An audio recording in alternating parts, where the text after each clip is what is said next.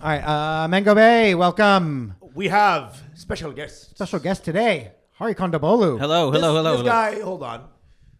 Big him up a little bit. This guy, vanguard of brown comedy. That's true. I mean, in my imagination, it was like it went from like Russell Peters straight to Hari. Bro, like it was. We didn't have really anybody.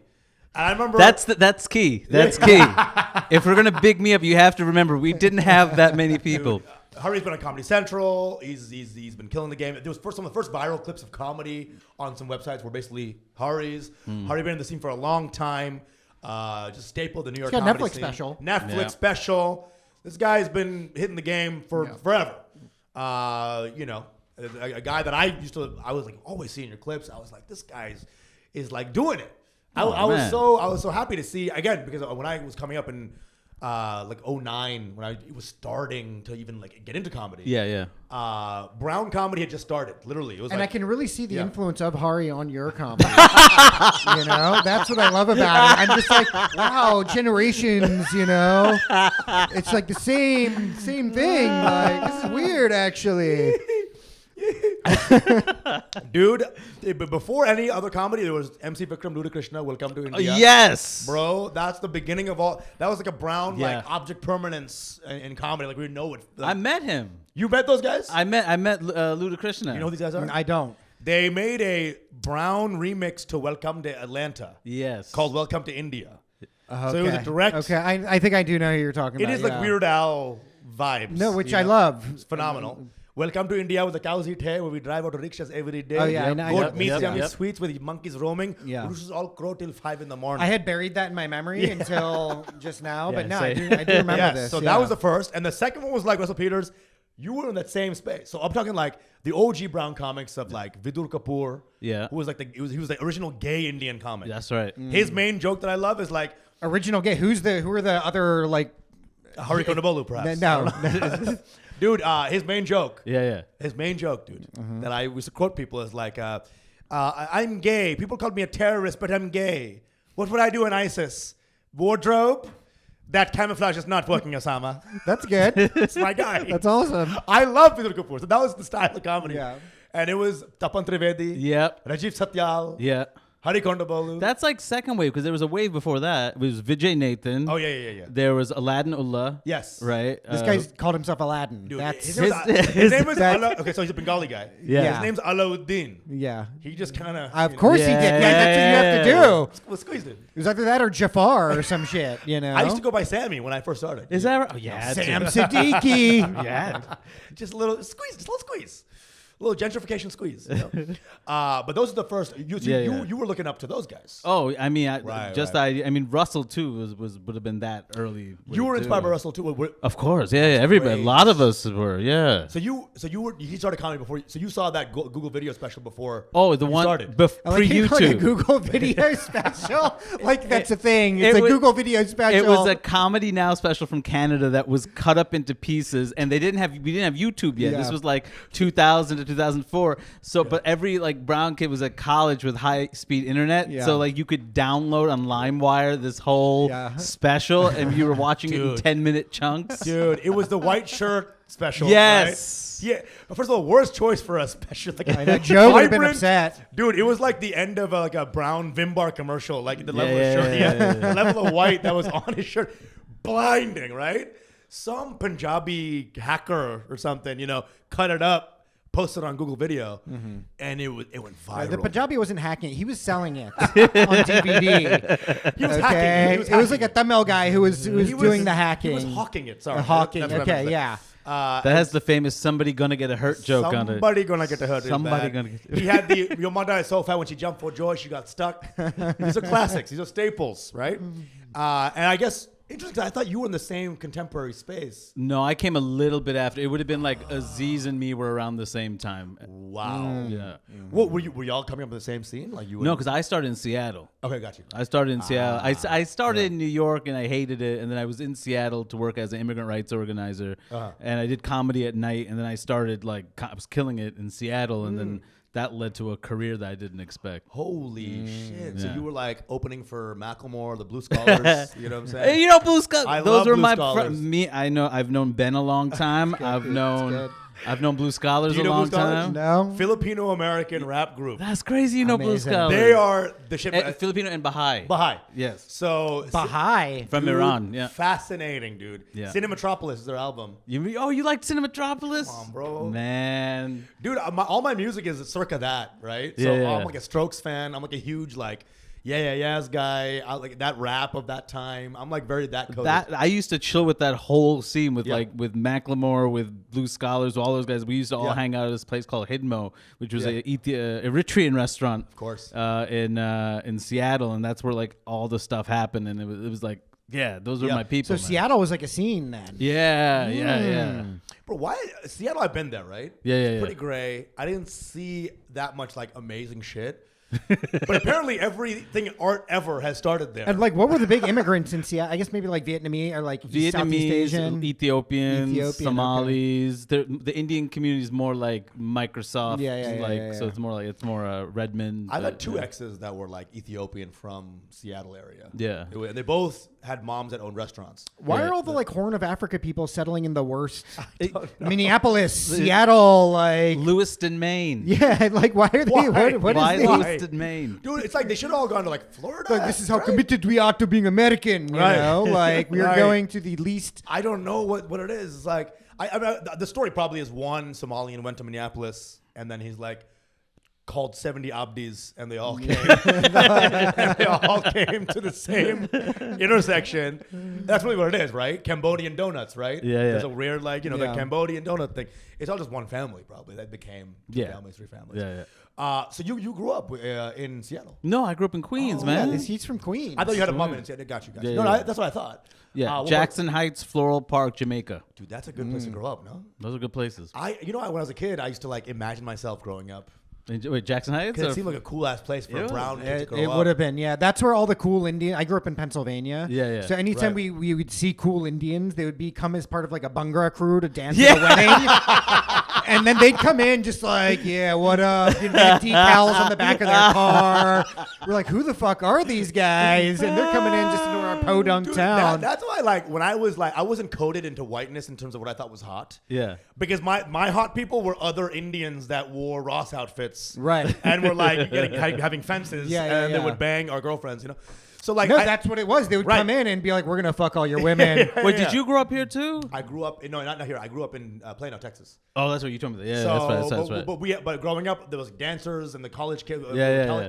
I would host these Ross competitions and bun competitions, and there Yeah. were, some Illinois Rohan would come in, bang like 5 chicks, bounce Illinois back, Rohan. Ross his way back, to his country. Illinois.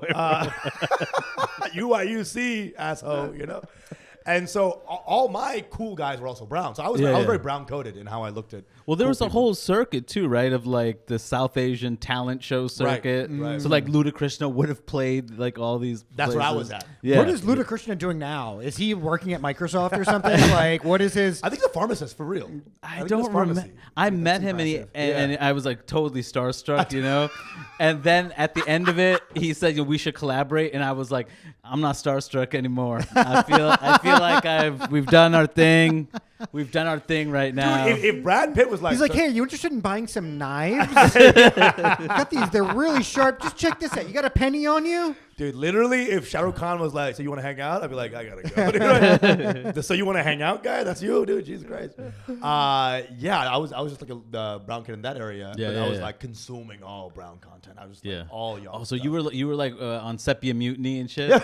Sepia Mutiny, I remember. Remember that was I like the remember being first on there, that and the yes. Ultra Brown. Bro, Those were like the that's- first that blogs is we had. Old school, dude. You were also in that then. I was getting Okay. Yeah. Sorry to interrupt. This is what I really first saw Hari. Yeah. This is the OG cut, dude. Hindont Manoj. Manoj. You know what I'm talking about? Bro, he made a documentary called Manoj. You But- saw Bro, I Manoj? saw Manoj, bro. That's me. He made a documentary about himself called Manoj. Dude, it's this guy who does That's shitty incredible. Indian comedy, right? I had done a version of this way later, and my character's name was Johnny Shawarma. And it was basically a Netflix type special where I'm like, doing this, and I'm like, It was pretty Indian. funny. It was pretty funny. So he had even a proto version where he was like a documentary character of like a brown comic who was getting big in the scene. Yeah. But his whole comedy was a catchphrase that was like, that's a hindont, right?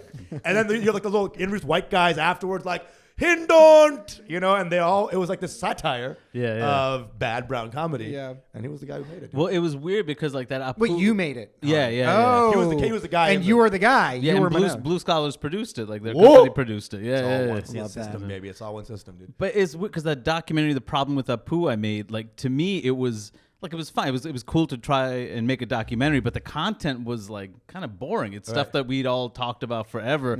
That 12-minute short film, I feel like covered the issue far more succinctly and in a funny way than the documentary did. Right. In 12 minutes, you had like you got to talk about like the impact of shitty accents, lack of representation. It was like show instead of say. In the documentary, it's all say because you're trying to explain to non-desis like what was going on. Right. Dude, Manoj was a very good piece of satire. Yeah, It was very good. It was very. I think it's you at your strongest. I feel like I felt that's still one of my favorite things I've ever done. dude. I really think I gotta go onto YouTube. I now check it and out, bro. watch this. It's money. It's still up on YouTube, right? Yeah, that's right. Dude, It's so up. good. Yeah. Because then you got to see the Disciple afterwards. You ever see the Disciple? No. With like the brown dude who becomes a guru. Oh, Kumare. Kumare. Yes. Whatever, It's Vikram. That's my buddy Vikram. So crazy. I was Banging. just hanging out with Vikram last week. That's Vikram Gandhi, Crazy. man. So all you guys that started comedy in that area that had like different projects. Aladdin, sorry to mispronounce. He made a Bengali documentary about Incredible. Bengali Harlem. Incredible. And stuff like that. Like he's doing Oh, like a that's little great. super fringe kind of socio documentary Yeah. about like Bengalis in Harlem way before. He also does a solo show about it. Yeah. Right. And apparently Bengalis were banging Dominicans way before he was So even. this guy Aladdin did a solo show about this too. I think he did. Yeah. Oh, amazing. Yeah, it's all very cool because his dad was in that world. Yeah. So I think y'all had a really interesting thing because like y'all were in an era where like there was no Instagram, there's nothing. If you were making something, it was just like on a camcorder and there's no even distribution really y'all could do. No. Manoj was just thrown up on YouTube, right? That's all you could do. Yeah. And YouTube was relatively new. It was like 3, 4, or 5 years in at that point. So The first thing that got made on YouTube was like Human Giant, right? Or like Aziz's thing. Oh, that thing. That was huge. that was That was like a Yeah. sketch. Yeah. That was on MTV though. That it became not originally, right? But then YouTube was the one that blew it up. Yeah, Okay. It was like YouTube sketches that was like Aziz was big on YouTube. I remember the first time I saw that dude on YouTube, I was like blown away just because it was like, oh shit, like he's in New York at UCB Theater telling these jokes and it's like completely acceptable by everybody. Like it wasn't just a Desi crowd either. It was not to say Desi crowd is something's wrong with a Desi crowd, but like to hit mainstream like that quickly was amazing. And the fact that he looked Indian. Oh, He looked That's like true. he sold Hyderabadi biryani on the side of the street. Like street vendor vibes. Totally. yeah, he does not pass in the Totally. slightest. Yeah, he's like he's brown. I yeah. love that about him, bro. And you know, he came back around and did like Master and None and did some brown stuff. So I was like, he kind of came back around his own culture as well. Now he lives in Italy or something like that. Is that right? I don't know. But he's doing his own thing. But again, so you didn't really know who were your contemporaries when you were coming up. Like you were not. Who were your people like around you when you were like doing stand up? I mean, it was a lot of Seattle people, so not people necessarily you knew. But when I started here, like it would be like, well, actually, I did the HBO Comedy Festival in 2007. So they have new faces. It was it was like a festival like just for laughs. Right. So like my new faces class was Mulaney, Michelle Buteau, Kyle Kinane, Eric Andre. Whoa. Like it was heavy hitters, man. I'm missing a ton of people, but it was like loaded. Chris Fleming, like huge. Chris Yeah, Fleming? he's so fucking That funny. guy. He might be my favorite comic right now, dude. Dude, his stuff is like on leash, bro. Yeah. If you got to know the references though, you got to kind of know the stuff. No, he's very very I want to see him particular. do a special where he goes to Detroit or something and does the same. yeah. You know what I'm saying? Tulsi Gabbard fans, anybody? Like, I wanted to go full blast. He's amazing, dude. But like that was your crew. That was like that graduating class, and then when I was in New York, it was like Hannibal, Mulaney, Rory Scovel, that whole. Yeah. Dude, are you a fan when you do like shows right now? Do you have? Is it mostly like Democrats that understand comedy? Is it on the other side? What kind of people come onto your show? It's a mix. It's not necessarily it's like leftist organizers, professors, and then like- one MAGA guy who's and like, one I like MAGA your stuff. Yeah, right. That one guy who's like, I hate you, but I love you. haven't paid attention to a single thing you said, but everybody else seems to like you. yeah. The weirdest shit when that happens. Like That's you crazy, bro. Yeah, it's a mix, but I definitely get a lot of people who are like in those like circles, like social workers and stuff like that. So funny. People who comedians generally hate at comedy shows. That's like most people. Like I get, and this kills me, and I hope other comics never see this. Sometimes at my shows, people respond to my jokes by going like this. They snap. And I'm like, if other comics saw this shit, do you realize what you're doing to me right now? You're destroying me. You're destroying me. Every time you snap, it makes me feel corny. But then all you gotta do is just like, take advantage of that and sell clove cigarettes after the show. That becomes your merch. You just gotta work within your world, Hari. That's interesting, bro. I do think you're politically locked in, right? Like you were an organizer. You're like your stuff is definitely. I feel like Hari is like the most of our era, the proto like woke comedian, right? Because you used to talk about colonialism, right? Mango. You're talking about all the colonialism stuff before it really started to pop. I felt. I agree. You were woke before woke was really even a thing. Yeah. Right? I was annoying originally. yeah. From the get-go. Bro, because I was listening to like an old like Kathleen Hanna recording or something like that. Yeah. And she was like saying shit like, "You straight white men." I was like, this is a 70s recording. And that word was brought into the 2010s. Like we created it. But the word like saying straight white men in a negative way was a 70s concept. And like that, we're just catching up to those kind of subcultures. I mean, the politics have always been there. It's not like it's new, right? Right. But like it always gets re-injected by some kind of energy, right? Culturally. Yeah, 100%. I mean, Ma Rainey was saying "suck my dick." You know what I'm saying? That's true. That's what people were saying this stuff before, right? Yeah. Man, a Ma Rainey drop. Yeah, Good job, man. That's great. Good job. Yes. Love Ma Rainey. Her single "Suck My Dick." Check it out. On the B-side, "Suck My Nuts." But yeah, so what did you think about the way comedy kind of became this weird flashpoint for all these discussions? Because it seemed like maybe if you were already doing it before, 2015 to 2019, that era was such a weird like battleground, left, right. Yeah. People getting canceled, quote. Were you in that space of like more of the same, or you're like, welcome to the party, or what? How were you taking that in? No, I mean, it feels good. Like the fact that like the opinions and the kind of point of view I was putting out like a decade before, like the fact Legit. that, like I'm not saying it to brag. It wasn't useful to me a decade before. Like, but like it to me, it was kind of satisfying to be like, okay, there's other voices in this too. And also there's so many people from different communities, because like you just to see the number of like just desi comics, and it's not just like brown men, but like women and queer folks doing it. Like that was not the way it was. It was like almost all like brown men that were doing it. And, to see all the, trans folks doing stand-up now, like there are like subcultures and scenes when there weren't even individuals before. So to me, like if part of that is going to lead to like a back and forth about whether like comedy is better now or like is it too open or whatever, like I think this is the best time for comedy. I agree. Yeah, for sure. The more voices, the better. And I know this because I'll bomb in some places and it's all brown people. And I'm like, oh, God. Yeah. I'm not. And not just uncle auntie vibes. Like, these are my age people, and they're like, you're not for us. I used to have Bring so up many. Sereni or something. I had so many more brown people at my shows when I started. And then as soon as they were given other options, they stopped coming. They just, because when I was it was like, holy shit, we have to support. Yeah. Now they're like, you're Gujaratis, Punjabis, all of them coming together for Hari. Right, that's literally. Now I get people from only North Bangladesh. Like, even we got a South guy. He does funny, goofy videos where he does armpit like this. So we're good on you, man. That's why you can't have your identity be at one place. Or if you're brown as a person, that's your comedy. You're just not gonna survive because that concept is kind of dying as like an indicator. And now people are kind of going out of that world. And if you, I think, I don't want to be our parents where like they hold on to some things. Yes. And we would be the old guys holding on to like, no, we're brown and our parents beat us. And this concept of like brownness, what that is, we can't be tied too much. If you'll pass by. Because the kids now are not locked into that concept of being, not at all. Shit on by white people growing up or like all that. And it's fun and it's great. We have millennial people coming to your shows. You can joke about that. Yeah. But if that's all you do, you're gonna get outpaced and outdone, and you won't be relevant for too long. I don't think. Yeah. So we've got to keep racism alive, Dude, you know, keep so it we in. can have some nice hacky material. Asian sound like? Yeah. Wink, wink.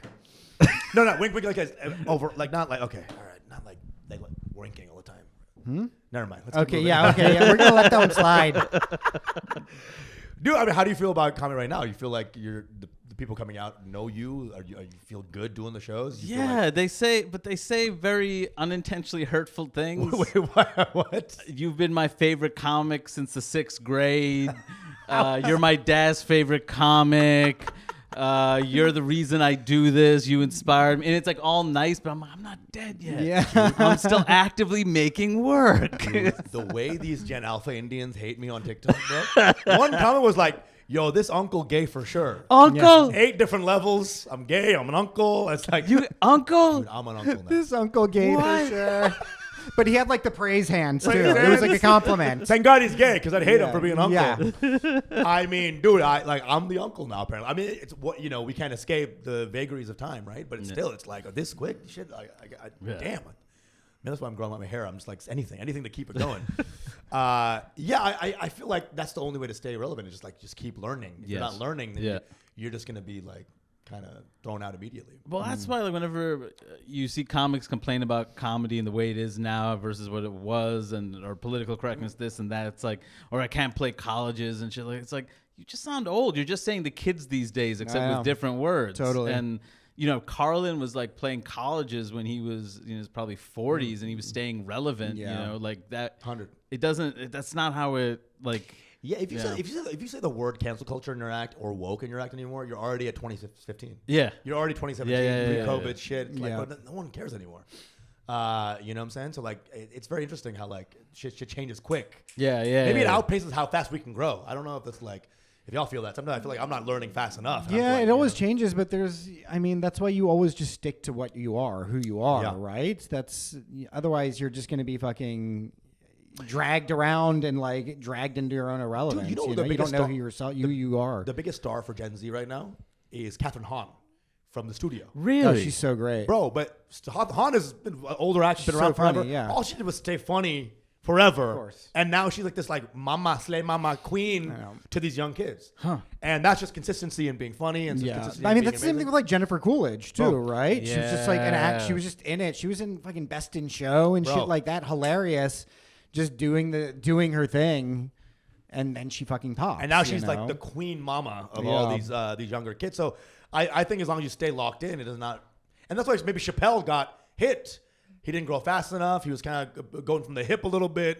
His trans jokes were not locked in, and he didn't really do the research enough. And then the young kids were fucking throwing him out. Yeah. But he's also just staying true to who he is. You know what I mean? He's got his own POV, whether you like it or not. I mean, I don't know. That's what he's doing, right? He also can afford to just do whatever the fuck he wants. That's the biggest. He built a club around himself in Ohio, so it's like people are going to come and see him no matter what. Which I don't know. To me, that's very dangerous if you want to stay funny. You know what I mean? If everyone's just like obsessed with your aura and then just comes in to glaze but he's you. still doing all right with it. He's doing what all I right. mean, so it's like Dude, it was funny when he was hating on trans people while wearing a romper. That was funny. It's like, buddy, you want to just wear their emblem right now, dude? I just think it's very interesting because I was using a couple people as like a template in New York, right? Because my whole thing was like, come to New York and work as hard as I was going to go to med school in Texas A&M. I was like, fuck that. Let's do classic story. the whole Classic deal, right? story. But then people like you and that whole era of comics, and you like Pete Holmes and Kanan, those are my comedy I was looking at. And I was like, they're doing it in New York. They're being themselves. They don't need to be like these crazy, super manly, whatever, fuck you. High tea. There's room for pussies too. Pussy comedy. I think I can do this. I saw their weakness and felt empowered by it. Shoegazy, But I distinctly remember thinking like, oh, Pete Holmes seems like a nice guy. I can be a nice guy in comedy. I remember thinking that when I was in high school. And that was a mantra I used to make it seem like I could do it. Yeah, So I was scared of comedy culture. I was like, Opie and Anthony, that kind of terrified me. I was like a little wayfish Indian boy. Bengali boy. Opie, that's like going into the locker room and I'm going to get a fucking wedgie in here, I would feel a wedgie every time I listened to the podcast. Yeah, I'm going to get swirlied. So it was very, very nice to see the low T version of that. You know what I'm saying? Like T version. Okay. But like hearing about Rafifi and all those like ultra venues and stuff like that, I just loved hearing about. I was a big podcast guy, a big Mark Maron guy, so I loved hearing about like other venues and other things people were doing. Is there even an alt scene anymore? It feels like all the same thing now. It's not alt now because it's kind of broken through in the like Brooklyn is all very quote alty, right? It's comedy is just transformed. Yeah. Whatever that was is now only in Union Hall. I feel like it's one area, it's one place. Yeah, but people who play Union Hall are still playing New York Comedy Club and the Cellar. Yeah, you're right. So it's kind of, it just feels like there is no subculture like the way there was before. COVID decentralized a lot of stuff. You know what I'm saying? Because the shows left, and then before, I feel like maybe you would know this is like when you were coming to the scene. Get on the shows, get on the hot shows. Yeah, and that's how comics know you, right? You had a bit of that maybe when you first started, like get on the hot shows. Is that not how it works anymore? No. What? No, dude. I don't even know what the hot shows are anymore. It's get followers and get the number should be high on your Instagram. That's it. All the open micers are posting their 1 minute that works. It's brutal out there. It's brutal.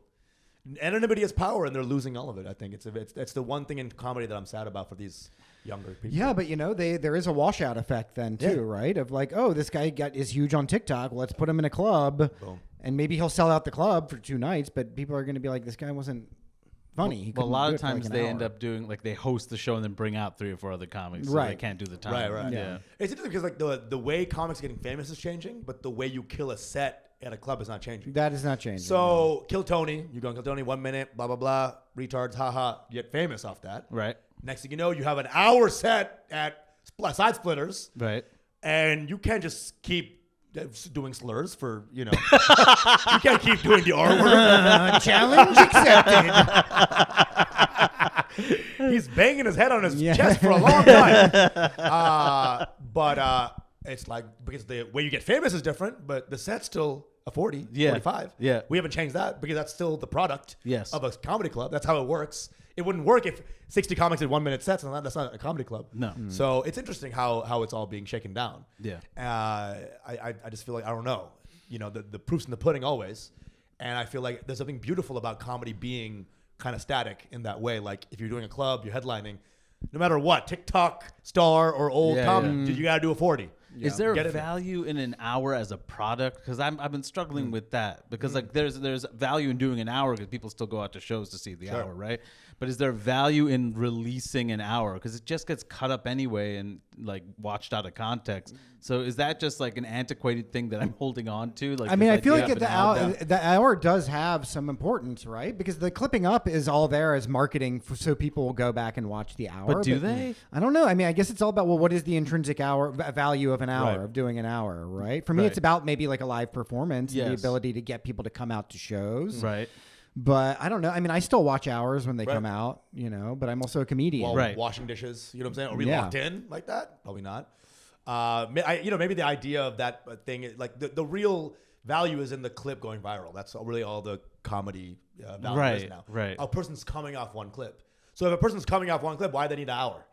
Oh, I saw you one clip. That was amazing. I'm going after the show. That's all they need now. Because the art form is I treat it as a long form art form. And it still is. Those guys who come for the short realize that the long form's great. Yeah. So I still think the value of the product is so good that once they see that long form, I mean, people come out. They know you're not doing 30 seconds, right? They know you're doing time. There's some concept of what comedy is. Yeah, it is. I think it is still just like a marketing tool, right? 100%. I don't think it is just like pure TikTok or pure Instagram or whatever, right? It is about, it's a live performance thing. It's a fun thing to watch. And there's a lot of contingency that happens in any given live show too. Something can fuck up. There could be a heckler. There could be this. Like you're definitely going for an experience. 100%. Right? Can I switch gears real quick? Oh, yeah. How Telugu are you? I never hear any. This man has not done one Indian joke in his life. You're throwing the gauntlet down a little bit. I'm like, bro, can I just hear your accent real quick? Because I need you've escaped the Indian accent at all costs. That's not true. I mean, I just never put any of it online. That's the difference. Because I used to do, because there used to be all these desi shows, and like I used to do them too, and I'd go because in those settings, it's like all of us. It just felt like we were all at a party and our parents are hanging out, so all the kids are hanging out in the back, and we're just making fun of our parents. That's what it felt. So in those shows, like I would just let it go. Really, dude? Of course, because it was free. We were free. This. Man. I love this. So do you have like one classic hitter that would always work, like a Telugu style? Oh God. It was an RRR style joke where Hari fucking decapitates Where a my Mahesh Babu viceroy. fans at? Yeah. Where my Chiranjeevi fans at? Oh my God, I can't believe you know who Chiranjeevi is. Oh, yeah. I'm all up in there, dude. Venkatesh. Venkatesh. Yeah. Venkatesh. Dude, I'm a Telugu fan. My first girl I ever had sex with was a Reddy. Oh my So a God. little nod to the Telugu people out there. See you guys. Were you ready? Yeah, I was going to say, was Usama ready? With 2 Ds, actually. Yeah, so do you have like one like classic, like super Indian joke you'd say for the Telugu crowd? Oh, nothing I'm proud of, though. It's all like so. That's putting him on the spot. Hey, do your hackiest joke for us. It's a hot seat. Yeah. It's a hot seat. If you want to do it, it's all good. If you remember it, it's all good. I'm trying to remember because I had one Telugu joke I remember. It was about I might fuck this up, but let's just see what comes out. It was about how in Telugu you can add English words into it. It like just diffuses into the language. You just add the sound "oo" to things. So television is televisionu. And so I already love this. I was I don't know why I chose this as the example. I was at a mattress store with and it could have been any store, but that's what I chose, a mattress store with my parents, and the salesman is not paying attention to us. So my dad gets angry because the guy's on his cell phone. And my dad's like, "It ain't the white man's cell phone." and then we got his attention. And as we were leaving, my dad was stunned. He's like, "I didn't know he knew how to speak Telugu." It's not my proudest. It's not my best. It's good. I like it. It's a story. It's unique. You know, it's true. It's true. It's true. Another Bengali one I did was that Bengalis will say when they're angry and trying to get a point across, they'll say the English after. Because the English makes it seem more. It's like, "Tumi thik na. You are not right." Yes. They think that the English seals the deal. Anyway, I said English. So I think we're done here. I'm going to keep this going on the Patreon for a little bit. Got Hari Kondabolu. Wait, before we go to the Patreon, please promote. You got some stuff going on. You got like a show. Yeah, I'm at May 29th at the Gramercy in New York. It's a big show. May 30th and 31st in Houston at the Houston Punchline. And June 1st in Lafayette, Louisiana. Bringing it Club home. 337. Of course, Mango Bay Stronghold, Lafayette, Louisiana. Come on down. You're going to hear his yogurt rice be like. Man, that's when you know you have freedom, when I can make that joke. And people know what the hell I'm talking about. Jokes about Perugu. Go to his show, bro. He's the man. OG, great. comic, rock on tour, the man. Hari Kondabolu. Thanks so much. We've got a little Patreon after this for like a little bit.